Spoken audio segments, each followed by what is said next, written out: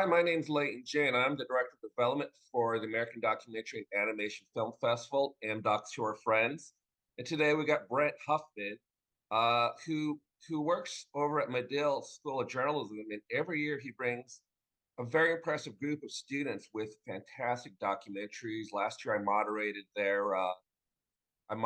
their panel, and I was just blown away by how fantastic the films were. And so, Brett, let's start by talking about this year's films that you'll be bringing over to AmDocs. First off, I just want to say thank you so much for doing this. And AmDocs has been just an amazing support system for students. I think this might be the sixth year we've participated, and it's been really phenomenal. It's been like a life-changing event for students. So thank you for that. So this year there are, and I'm going to be reading off my screen just so I remember. Really good. There are five Medill documentaries. One international graduate documentary from India, and then the rest are undergrad documentaries. The titles are Reckoning, which is an investigative doc looking at sort of revisiting a problematic high school. Everything is Fine, which takes place in Evanston and looks at the sort of last days of the YMCA there, the Black YMCA there that was eventually closed, and the, let's say, problematic and racist circumstances that sort of closed the YMCA, and looks at that history and how important it was. Far From Home looks at Afghan refugees in India and the sort of harrowing situation for a family there. Kick is about a martial arts program run by this really sort of amazing young trans person for marginalized people. And then the last film, We Exist, Queer Resistance in Southern Appalachia, is about young people in Kentucky that are returning to Appalachia, to Kentucky, despite let's say the problematic political situation there, to make homes there and to sort of revitalize the art scene. So I think there's five really kind of special unique films that will be premiering this year. The first time I'm hearing about your program, and I'm just blown away by the topics. It's just amazing, and it blows me away that I believe you said four of them were undergrads. I don't think I was a journalism student. I don't think I produced anything that fantastic. Can you talk to me about the start of this relationship you had with AmDocs? Yeah, so again, I think it was 6 years ago. I premiered one of my films, Saving May Sinek, at AmDocs, and started a relationship with the film festival, with Teddy, who's just been incredible. And after that, after this great experience that I had there, I worked with Teddy to sort of start this kind of showcase for kind of the best of the Medill documentaries. And like I said, for 6 years, I've been bringing students to the festival, and it has really been this incredible experience for students. Many of them are first time. I mean, all of them are this year, especially all of them are first time filmmakers, and this is sort of a brand new experience for them. And AmDocs really makes it special and makes it important and moving. The audiences at AmDocs are great. I mean, I think there's so much that's really special about AmDocs that the students get to experience. I mentioned earlier, I'm a former journalist too, and I find it's exciting. It's the journalism school that's bringing all these students. Can you talk about the relationship between journalism and filmmaking? Because I think initially when we think about it, it's the film department you would think that would bring their students, but it's actually the journalism department. And I'm partial, but I think journalists are great storytellers, and it really shows in the documentaries that I saw last year. From what I could tell from the list of films you have this year, it just sounds outstanding. Yeah, so and I have a journalism background too, so maybe we're both biased a little bit, but for me, I think journalism and documentary kind of represent the best of both worlds. I think you've got in the documentary film sphere that my students tap into, the sort of creative, aesthetic, world that they tell stories in. But the journalism aspect really roots them in truth and factual reporting and ethical reporting as well. So it's kind of combining again, like the aesthetics, of film and cinematography with the ethical standards and the factual reporting of journalism. So it's kind of bringing two great things together. Again, I'm biased, but that's would be my argument. But journalism is struggling right now to kind of redefine itself in the new digital age. But I love the idea of documentaries because I wrote a lot of stories, but when you work for a paper and you have daily deadlines, you can't dig in deep to the stories that you would like to. But with documentaries, you can, and to me, that was always kind of like something I made as a goal. But it also, I think it's also needed. We're seeing a lot of these. We're seeing less and less long form documentaries, and stories are complicated. And you need that time. Can you talk about how you see documentaries and journalism merging in kind of creating a new feature? Yeah, boy, that's a great question. I mean,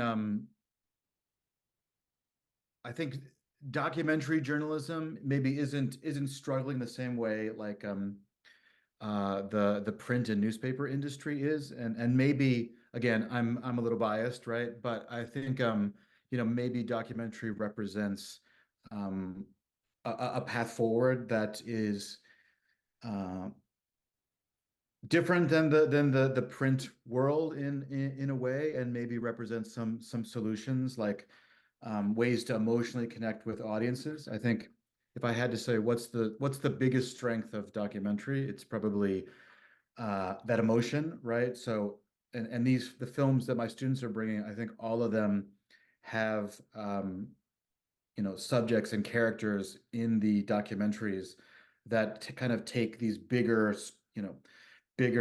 stories that we might see a headline in a print story about and make them personal and relatable and emotional for an audience. So an audience, instead of like hearing a headline and being, oh, that's a sad story, or in general that's something that's sad, you feel for the individual human beings in the story. And I've found, again, it's sort of my world, not the print world, but I find in documentary, when it becomes emotional, audiences connect more and want to get more involved with the story in sort of a bigger way. So not that there's like a silver bullet solution to the problems of journalism, but I think you know I think this is a great path for the industry to go into, again, to connect with people. Yeah, I mean, I can just talk print. It's just, you see, I mean, I don't know if people are aware, but the trend is, at least my experience, is that they kind of let go of the experienced reporters, the ones who have the connections and know where the bodies are buried. Yeah. And then you lose a lot of that institutional knowledge. And what I like about documentaries, it's just a pathway where you get to go in deep and you peel a lot more layers and say you can in print with our deadlines or even TV news, which they're limited to 2 or 3 minutes, and that's generally a long story on some TV news, local news. So I love the documentary. I love how deeply you get into them. Um, can you talk to me about maybe a documentary these last 6 years that really kind of stood out and really kind of was emotional, and maybe it launched that student's career A film that was made.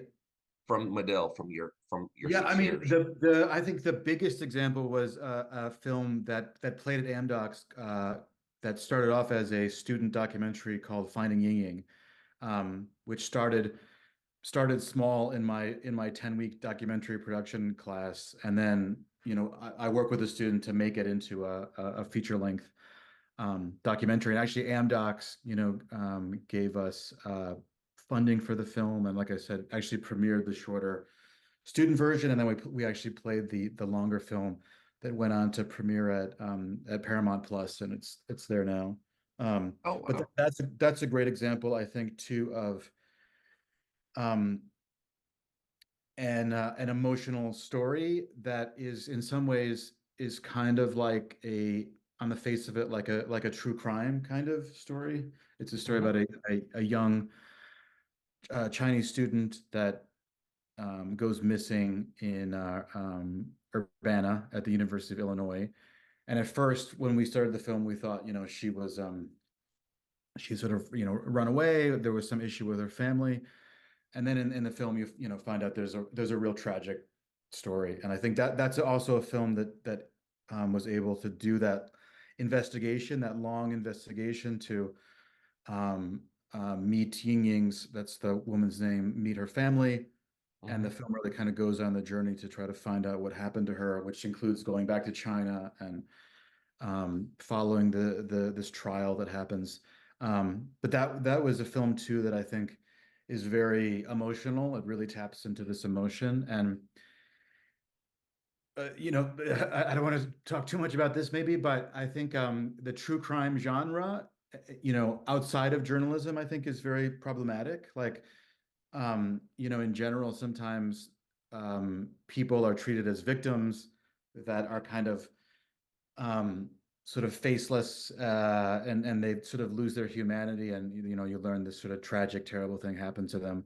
And I think the journalist in me and in Jenny, the director, really wanted to tell YingYing's story, not the kidnapper killer story, and to really humanize her and get audiences to connect, with her on a human level. And that was a film that had quite a bit of success that again started out premiering at AmDocs, uh, in this same kind of cohort. When you're talking about that, it remind me of something.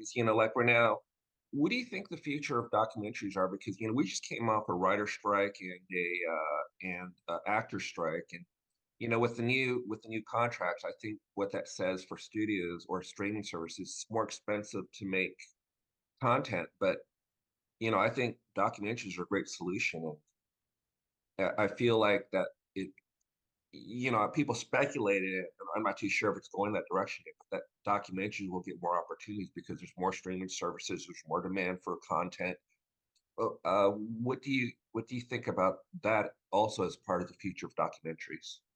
Yeah, so that's another great question. I mean, I think we are coming out of a real golden age of documentary, and I think the not so great economy has changed that a little bit, but I still think it's this amazing time for documentaries to be a documentary filmmaker, where literally every streamer is, every TV streamer is devoted to documentary. Every website, I think, has a documentary page. Really every outlet, I think, is interested in the medium. I'm not sure how the writer's strike will play out, but you would think there would be a greater investment, in docs, and I hope that's what happens. But I think there's never been a time where there's, so many outlets kind of devoted to the medium, and an audience that I think is really interested in seeing, long feature-length documentaries and short documentaries as well.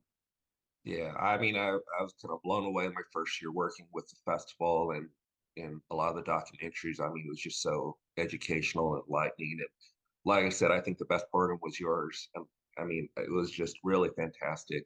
Um, I'm gonna bring up one of the documentaries. It was about a trans family in Texas who felt like they needed to move. And I think what kind of really impressed me was that it was so immediate, and it wasn't something she did really. It didn't feel like she did it really quickly because it was really well textured and layered.